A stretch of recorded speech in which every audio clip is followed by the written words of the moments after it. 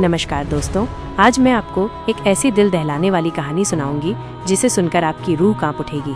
ये कहानी पनडुब्बे की है जो कि बहुत खतरनाक होता है और ये किसी इंसान को नहीं बख्शता है। बिहार में ये कहानी बहुत ज्यादा प्रचलित है और इसी कहानी के चलते बिहार के कुछ लोग शाम के समय में नदी और तालाबों के पास जाने से भी कतराते हैं। ऐसा क्यों? क्या पनडुब्बा कोई राक्षस है या कोई भूत प्रेत? इससे लोग इतना क्यों डरते हैं? तो आइए हम इस विषय पर चर्चा करते हैं। सबसे पहले जानते हैं पनडुब्बा होता क्या है।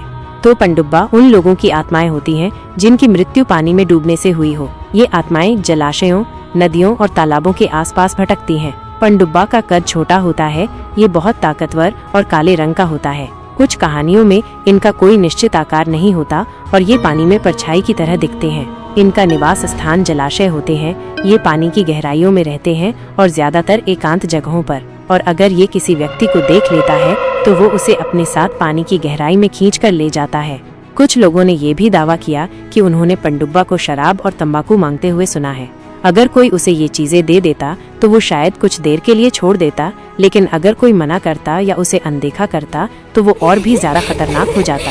एक बार गांव का एक जवान लड़का जिसका नाम रामू था, इन कहानियों पर बिल्कुल विश्वास नहीं करता था। वो बहुत बहादुर और निडर था। एक गर्मी की दोपहर जब सब लोग अपने घरों में आराम कर रहे थे, रामू नदी के किनारे घूमने गया। उसने सोचा कि वो पनडुब्बा को चुनौती देगा और साबित करेगा कि ये सब बातें सिर्फ अफवाहें हैं।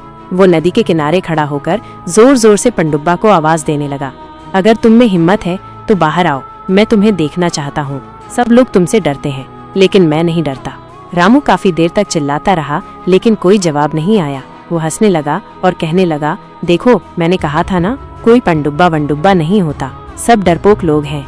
जैसे ही रामू ये कहकर वापस मुड़ने लगा, उसने पानी में एक अजीब हलचल महसूस की। पानी की सतह पर बुलबुले उठने लगे और धीरे धीरे एक छोटी मोटी आकृति पानी से बाहर निकली। रामू डर गया। उसने वैसी ही आकृति देखी जैसी मछुआरों ने बताई थी। उस आकृति की आंखें लाल थीं और उसकी मांसपेशियां फूली हुई थीं। पनडुब्बा ने रामू की तरफ गुस्से से देखा और उसकी तरफ बढ़ने लगा। रामू को समझ में आ गया कि ये कोई मजाक नहीं है। वो डर के मारे पीछे हटता गया, लेकिन पनडुब्बा तेजी से उसकी ओर आ रहा था। किसी तरह रामू ने हिम्मत जुटाई और दौड़ना शुरू कर दिया। पनडुब्बा भी पानी से निकलकर उसके पीछे भागा। रामू ने कभी इतनी तेज दौड़ नहीं लगाई थी। वह गांव की तरफ भागा और जोर जोर से चिल्लाने लगा।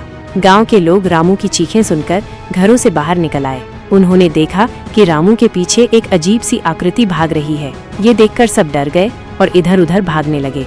तभी गांव के एक बूढ़े आदमी जो पनडुब्बा की कहानियों को अच्छी तरह जानते थे, ने रामू को आवाज दी, रामू भागते रहो और पीछे मत देखना, सीधा मंदिर की तरफ भागो।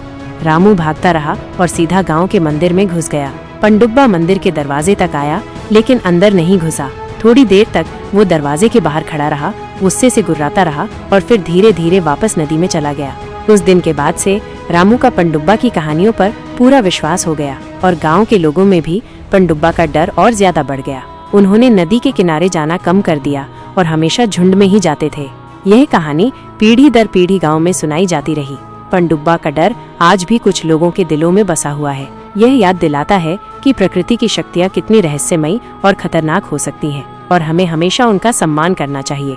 भले ही पनडुब्बा सच में हो या न हो, उसकी कहानी हमें सावधान रहने और अनजान खतरों से बचने की सीख जरूर देती है। अगर आपको हमारी वीडियो अच्छी लगी हो तो वीडियो को लाइक और चैनल को सब्सक्राइब करना मत भूलिएगा।